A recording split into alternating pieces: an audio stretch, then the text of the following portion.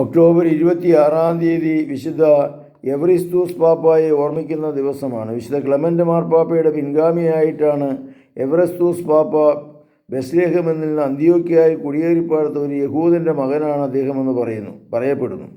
അദ്ദേഹമാണ് റോമാ നഗരത്തെ ആദ്യമായിട്ട് ഇടവകകളായി തിരിച്ചത്. ഇങ്ങനെ 25 ഇടവകൾ സ്ഥാപിക്കുകയും ഓരോ ഇടവകയ്ക്കും ഒരു വൈദികനെ നിയമിക്കുകയും ചെയ്തു. 7 ഡീക്കന്മാരെ കൂടി അദ്ദേഹം നിയമിച്ചു.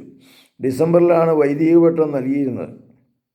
നൊയമ്പിൽ മെത്രാന്മാരെ അഭിഷേകിച്ചിരുന്നു. ഉപവാസകാലത്ത് പട്ടം കൊടുക്കുന്നത് കൂടുതൽ ഭക്തി നിർഭരമായിരിക്കുമെന്ന് അദ്ദേഹം വിചാരിച്ചു.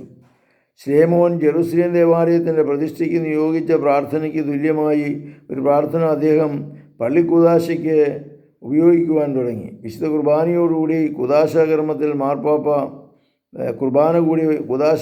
മാർപ്പാപ്പ ഉൾപ്പെടുത്തി. ഈ മാർപ്പാപ്പയുടെ കാലത്തായിരുന്നിരിക്കണം വിശുദ്ധ യോഹന്നാൻ ശ്ലീഹായുടെ മരണം.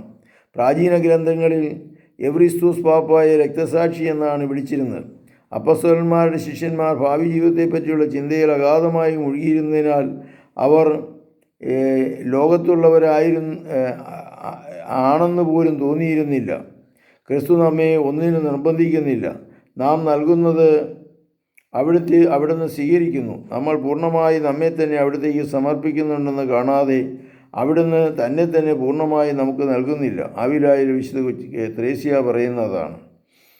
എവറിസ്തൂസ് പാപ്പായെ ഓർമ്മിക്കുക ആദിമ നൂറ്റാണ്ടിൽ ജീവിക്കുകയും അനേകം പേർക്ക് ശക്തിയും ധൈര്യവുമൊക്കെ പ്രദാനം ചെയ്യുകയും സഭയെ പടുത്തുയർത്തുകയും ചെയ്ത ഈ പാപ്പായെ ഞങ്ങൾ ഓർമ്മിക്കുന്നു. അദ്ദേഹത്തിൻ്റെ രക്തസാക്ഷിത്വത്തിന്